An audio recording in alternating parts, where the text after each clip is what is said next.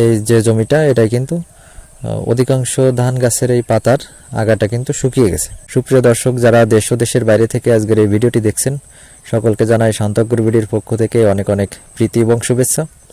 তো দর্শক, এই মুহূর্তে অধিকাংশ ধান চাষির ধান খেতে যে সমস্যাটা দেখা দিয়েছে, ধান গাছের পাতা শুকিয়ে যাচ্ছে। ধান গাছের পাতার যে আগাটা এটা কিন্তু শুকিয়ে যাচ্ছে। অধিকাংশ ধান চাষির এই সমস্যাটা দেখা দিয়েছে। তো এইটা নিয়ে কিন্তু অধিকাংশ ধান চাষি উদ্বিগ্ন। তো এইটা আসলে কেন হয়েছে? তো এইটা মূলত হচ্ছে আমাদের আবহাওয়াজনিত সমস্যা। এই 2-1 দিন আগে আমরা দেখছি প্রচুর ঝড় বৃষ্টি হয়েছে।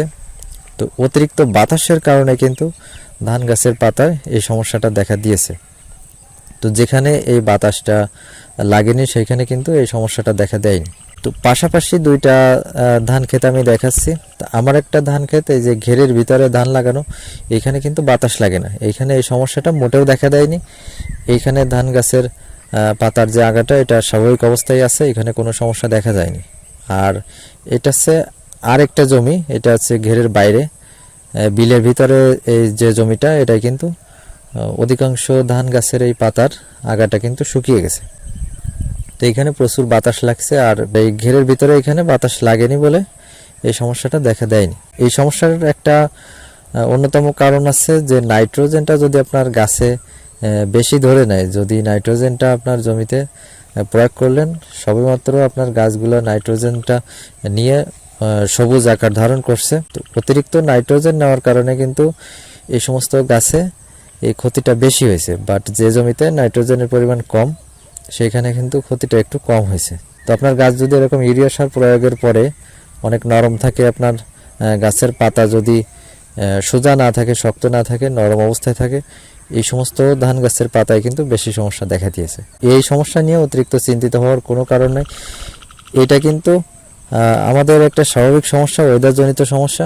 এইখানে যে ধান গাছগুলো দেখতে পাচ্ছেন, এই যে ধান গাছের পাতাগুলা, এই পাতাগুলা যে পর্যন্ত শুকাইছিল, এই শুকানোর পরিমাণ কিন্তু আর বৃদ্ধি পায়নি।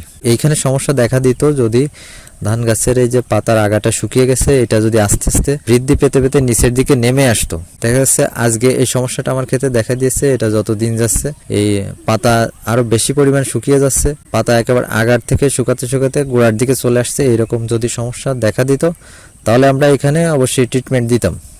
বাট আমরা এটা দেখছি আমাদের এই ধান ক্ষেতে কিন্তু যতটুকু পরিমাণ প্রথমে শুকাইছিল ততটুকু পরিমাণই আছে, এটা আর বৃদ্ধি পায়নি। তো যদি বৃদ্ধি না পায় সেক্ষেত্রে কিন্তু আমাদের এখানে কোনো ট্রিটমেন্ট দেওয়ার দরকার নাই। আর এই যে বৃষ্টি যে এলাকায় হয়েছে, এই বৃষ্টির পরে কিন্তু এই সমস্যাগুলা অনেকটাই কমে আসছে। এর আগে যে সমস্যা হয়েছিল, বৃষ্টি হয়েছিল না, বাট অতিরিক্ত বাতাস হয়েছিল আমাদের এখানে। তো অতিরিক্ত বাতাসের কারণে এই পাতাগুলো সমস্যা হয়েছিল।